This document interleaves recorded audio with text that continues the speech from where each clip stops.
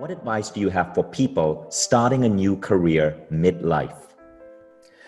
Contextualize that you're early. I think a lot of people, when they think midlife, don't realize how early that is, and they feel this pressure that they need this to work.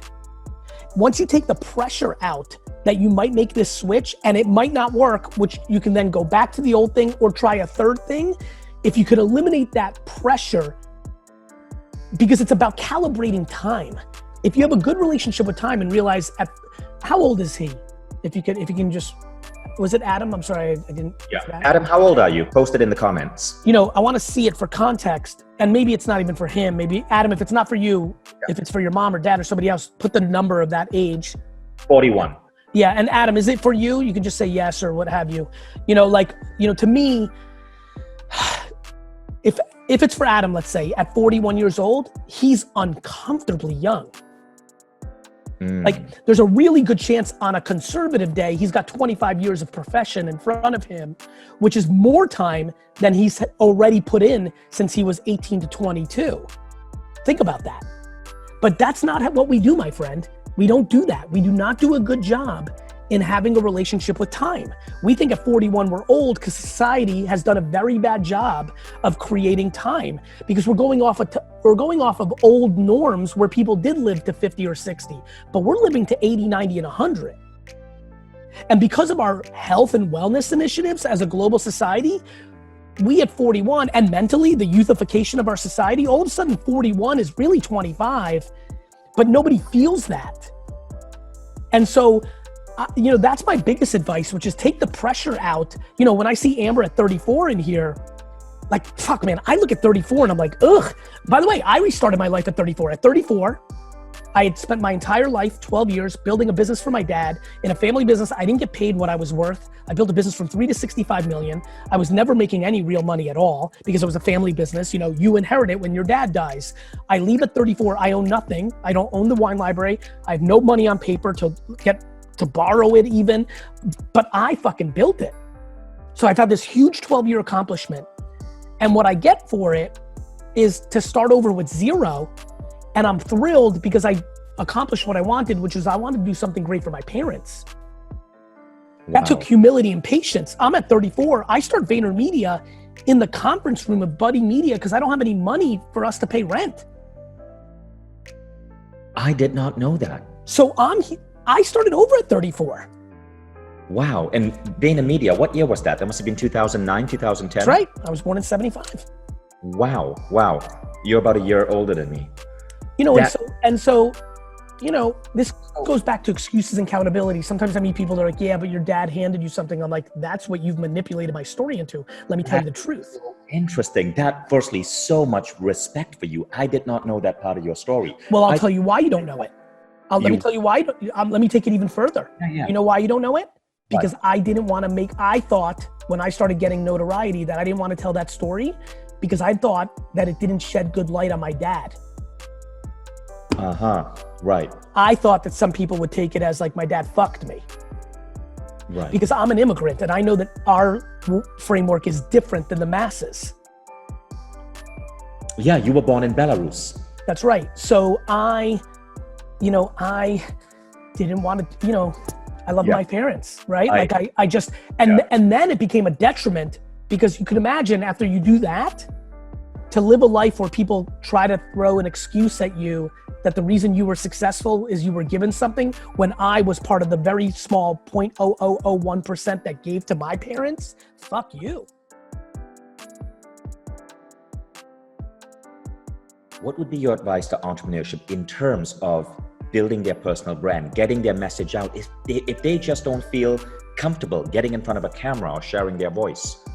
Find out if you're comfortable in a medium that does work for you, because a lot of people don't feel comfortable in front of a camera, and I understand that. Insecurity about the way one looks is a huge thing for the world.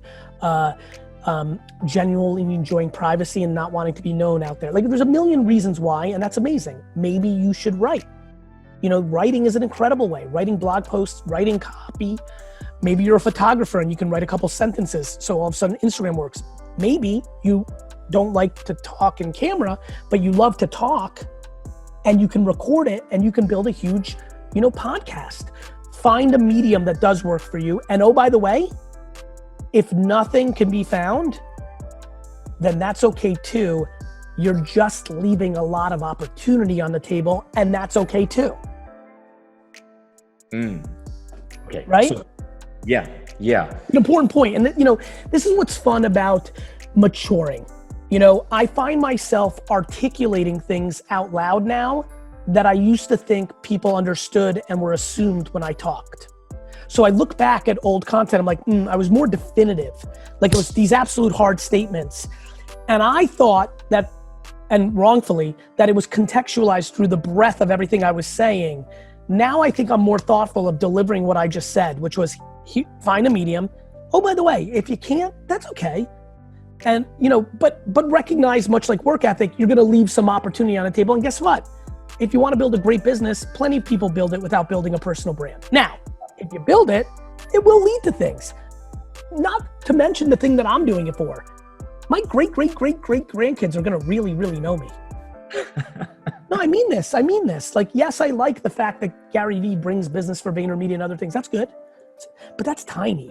What I really like is when I'm 87 and I give some advice to my granddaughter, she's gonna be able to go back and look at something I said in 2015 that was consistent to something I'm telling her in 2064. And I think it's gonna land better because she's not gonna think old granddad is just trying to fucking tell her that. She's gonna be like, fuck, this guy really believes that. I love that. But Gary, don't you think it's getting way too competitive on social media? You have people like Jay Shetty, like, of course, they've nailed it. They've now turned it into a science. Of course, that's good. It should be merit-based. But doesn't that set the bar so high for the rest of us? No, it just means that what you're gonna get is what you're gonna get. That would have happened if those people were alive or not. The world is abundant. Let there be no confusion. The world is abundant. Me and anybody else, we are not taking eyeballs away from you. There are plenty of eyeballs. That's just the truth. It's just true. It's just true. The question you just asked is the same question I was asked 2 years ago, 4 years ago, 6 years ago, 8 years ago, and there's many more people on now, and I'll be asked it again in 20 years, and it's still gonna be the same answer. The world is abundant.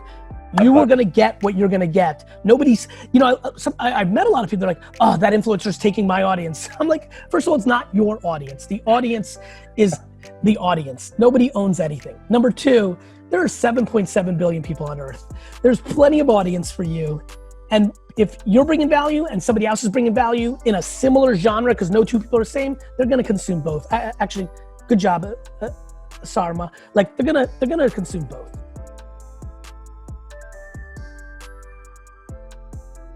How do you deal with people who try to take advantage of your kindness?